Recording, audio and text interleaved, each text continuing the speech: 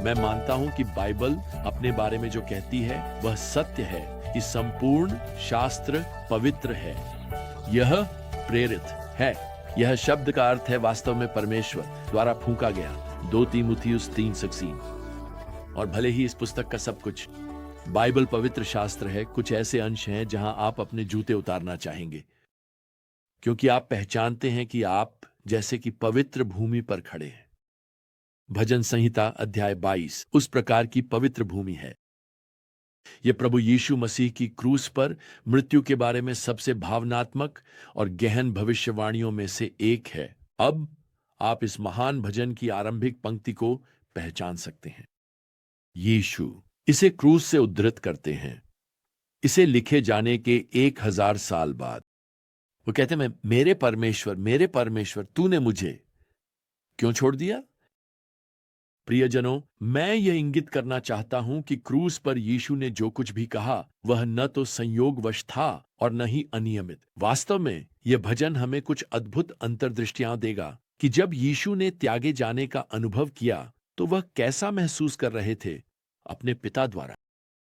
प्रेरित पतरस और प्रेरित यूहन्ना लिखते हैं कि जब यीशु क्रूस पर लटके थे तो उन्होंने अपने शरीर में पूरे संसार के पापों को सहा। पहला पतरस 2:24 और 1 यूहन्ना अध्याय 2 और पद 2।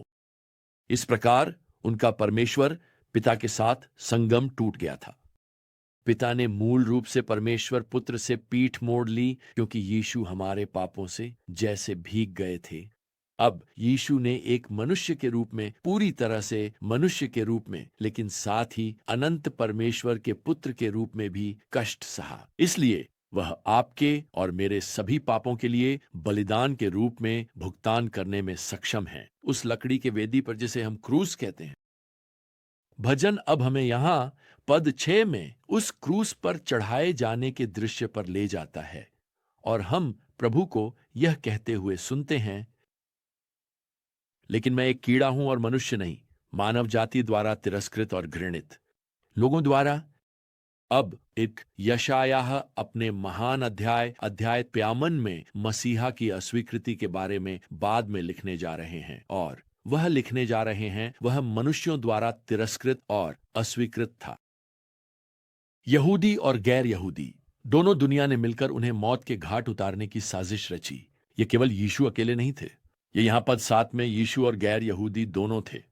वास्तव में दाऊद प्रभु के दृष्टिकोण से और शब्दों का उल्लेख करते हैं, जो भी मुझे देखते हैं वे मेरा उपहास करते हैं। वे कहते हैं वह प्रभु या भगवान पर भरोसा करता है। ठीक है, तो भगवान उन्हें बचा लें।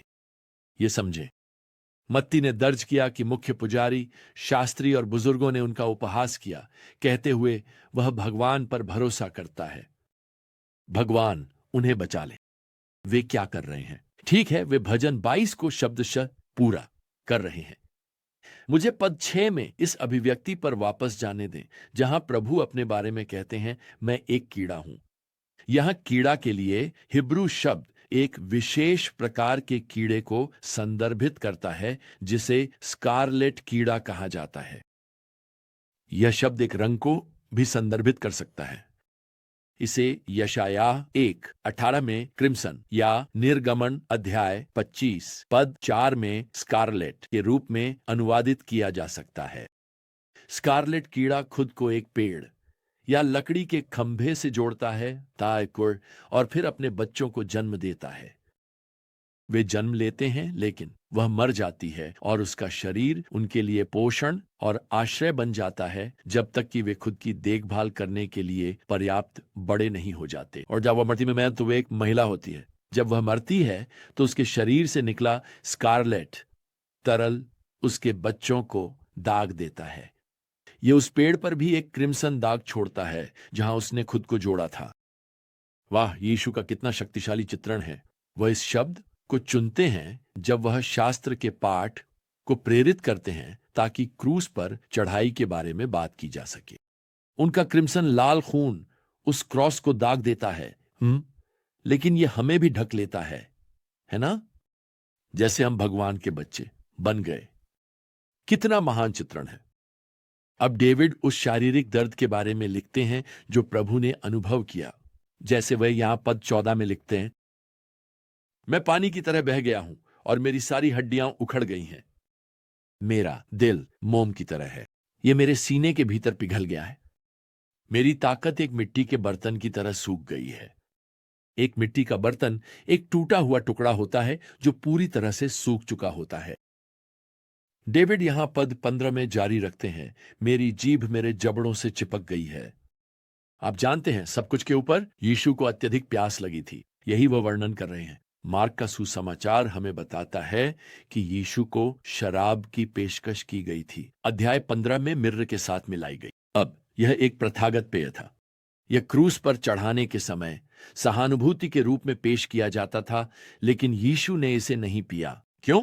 खैर, मिर्र को दर्द को कम करने के लिए एक नशीले पदार्थ के रूप में परोसा जाता था, और यीशु जो कुछ भी कर रहे थे, जो कुछ भी उन्होंने क्रूस पर कहा, उस पर पूरी तरह से नियंत्रण रखना चाहते थे, इसलिए उन्होंने उस शराब को अस्वीकार कर दिया। अब हमने अभी सीखा है कि यीशु शास्त्र का उद्धरण दे रहे हैं, वह भजन अध्याय 22 का अनुभव कर रहे हैं। अब बाद में यीशु क्रूस से पुकारेंगे। सुसमाचार हमें बताते हैं, मैं प्यासा हूं, मुझे प्यास लगी है। और उस अवसर पर उन्हें कड़वी शराब दी जाती है, जिसे वह स्वीकार करते हैं और पीते हैं। यूहन्ना अध्याय 19। एक लेखक ने लिखा कि यीशु ने अपनी सेवा भूखे रहकर शुरू की और उन्होंने अपनी सेवा प्यासे रहकर समाप्त की। वह वही हैं जो उन लोगों को हमेशा के लिए संतुष्टि देते हैं जो परमेश्वर के लिए भूखे और प्यासे हैं। खैर, अब दाऊद मसीह के क्रूस पर चढ़ाए जाने के बारे में और भी विशेष रूप से बोलते हैं, और मैं आपको बताना चाहता हूं, दाऊद ऐसी चीज के बारे में लिख रहे हैं जिसे वह पूरी तरह से नहीं समझते। देखिए, क्रूस पर चढ़ाना, खैर यह तो अभी तक आविष्कृत भी नहीं हुआ था। यह तो दाऊद के समय में क्रूर मानव जाति के मन में भी नहीं आया था। यह बाद में आएगा। फारसी लोग क्रूस पर चढ़ाने का आविष्कार करेंगे। रोमनों द्वारा इसे एक भयानक, क्रूर, दर्दनाक फांसी के साधन के रूप में परिपूर्ण किया जाएगा। लेकिन यहां दाऊद को कुछ ऐसा लिखते हुए सुनिए जिसे वह नहीं समझते। पद 16, उन्होंने मेरे हाथ और पैर छेद दिए हैं।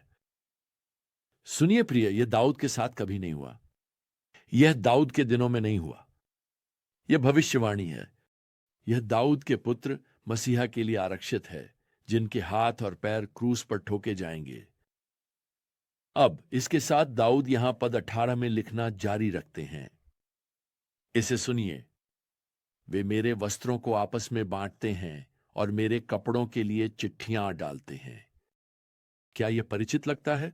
ओह, यह क्रूस पर होने वाली उन घटनाओं में से एक है जिसे सभी 4 सुसमाचारों ने दर्ज किया है।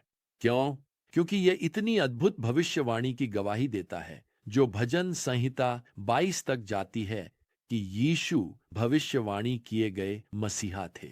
वास्तव में यूहन्ना का सुसमाचार इस संबंध को बिल्कुल स्पष्ट करता है। वह अध्याय 19 और पद 30 में लिखते हैं कि जब सैनिकों ने यीशु को क्रूस पर चढ़ाया, उन्होंने उनके वस्त्र लिए और उन्हें 4 भागों में बांट दिया। खैर, वह अंगरखा बिना सिलाई का था, तो उन्होंने एक दूसरे से कहा, इसे अंगरखे को न फाड़ें, बल्कि इसके लिए चिट्ठियां डालें।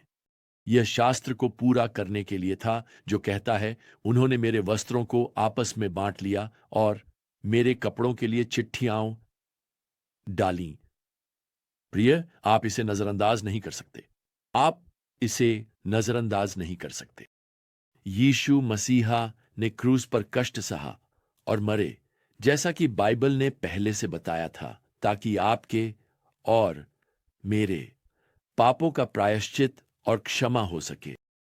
यीशु ने वही अनुभव किया जो दाऊद ने यहां भजन संहिता 22 में भविष्यवाणी की थी। वैसे हम अभी समाप्त नहीं हुए हैं। इस भजन का अंतिम पद विजयी रूप से घोषणा करता है, उसने पूरा कर दिया। वैसे वही शब्द 2 इतिहास 4 पद 11 में अनुवादित है, उसने कार्य पूरा किया। यीशु ने क्रूस पर मरने से ठीक पहले क्या कहा? यह पूरा हुआ। यूहन्ना 19 पद 30, अरे, मुझे आपको बताने दें, यीशु ने यह नहीं कहा मैं समाप्त हो गया हूं। वह नहीं थे। उन्होंने कहा ये है पूरा। तो यह भजन यहां शुरू होता है। इसे समझें यीशु के यह कहने से, हे मेरे परमेश्वर, तूने मुझे क्यों छोड़ दिया। और यह इस विजयी घोषणा के साथ समाप्त होता है, यह पूरा हुआ। आप यूहन्ना के सुसमाचार में इस अभिव्यक्ति का अनुवाद कर सकते हैं, शब्द यह पूरा हुआ, सिर्फ पूरा भुगतान किया गया। यह शब्द है टेटेलस्टाई। उसने आपके उद्धार के लिए पूरा भुगतान किया। उन्होंने भुगतान पूरा किया। आप जानते हैं, बाइबल कहती है कि पाप की मजदूरी मृत्यु है, लेकिन परमेश्वर का मुफ्त उपहार मसीह यीशु में अनंत जीवन है। हमारे प्रभु रोमियो 6:3। आप जानते हैं क्या? उद्धार आपके लिए मुफ्त है क्योंकि यीशु ने पूरा भुगतान किया। वास्तव में आपके अच्छे कार्यों को जोड़ना, आपके अच्छे कर्मों को जोड़ना, जैसे कि वे उद्धार के लिए किसी तरह आवश्यक हैं, मुझे आपको बताना है, यह मसीह के कार्य के लिए अपमानजनक है। उन्होंने इसे पूरा किया। उन्होंने इसके लिए पूरा भुगतान किया। यही कारण है कि वह इसे एक उपहार के रूप में पेश कर सकते हैं। तो क्या आपने क्रूस पर उनके कार्य पर विश्वास किया है? क्या आपने उनसे आपके व्यक्तिगत बनने के लिए कहा है? प्रभु उत्तरकर्ता, क्या आपने उनसे कहा है कि वह आपको अपने लाल रक्त से ढक लें, जैसा कि कहा जाता है? क्या आपने उनसे आपके पाप को धोने के लिए कहा है? खैर, वह करेंगे। आप उनसे अभी पूछ सकते हैं। आप बस इतना कह सकते हैं, प्रभु आपने मेरे लिए अपना जीवन दिया। अभी उनसे यह कहें, प्रभु आपका वचन कहता है कि जो कोई प्रभु के नाम को पुकारेगा वह बचाया जाएगा। रोमियो 10:13। तो मैं अभी आपको पुकार रहा हूं कि आपने अपने आप को बलिदान कर दिया। आपने अपना रक्त बहाया। आपने कष्ट सहा। आप मरे। आपने मेरे सभी पापों का भुगतान किया। आपने इसे पूरा किया। तो एक ही चीज, कृपया मुझे क्षमा करें। अभी मुझे बचा लें। मैं केवल आप पर भरोसा कर रहा हूं। धन्यवाद प्रभु, अभी मुझे उत्तर देने के लिए। आपने कहा था कि अगर मैं आपको पुकारूंगा तो आप मुझे बचाएंगे। तो मैं पुकार रहा हूं और मैं आपको धन्यवाद दे रहा हूं कि आपने उत्तर दिया है। और अब सच कहूं तो प्रभु, मैं बस अपना जीवन इन्हें वापस देना चाहता हूं। क्या आपने वह प्रार्थना की? क्या आप मुझे बताएंगे? मुझे आपके साथ और हमारे पूरे विजडम इंटरनेशनल टीम के साथ खुशी मनाना अच्छा लगेगा कि आपने आज मसीह और उनके उपहार को स्वीकार किया उस क्रूस पर आपके लिए। खैर, जब तक हम अपनी अगली ज्ञान यात्रा पर साथ नहीं होते, तब तक प्रभु यीशु मसीह की कृपा और परमेश्वर का प्रेम और पवित्र आत्मा की संगति आपके साथ हो। आमीन।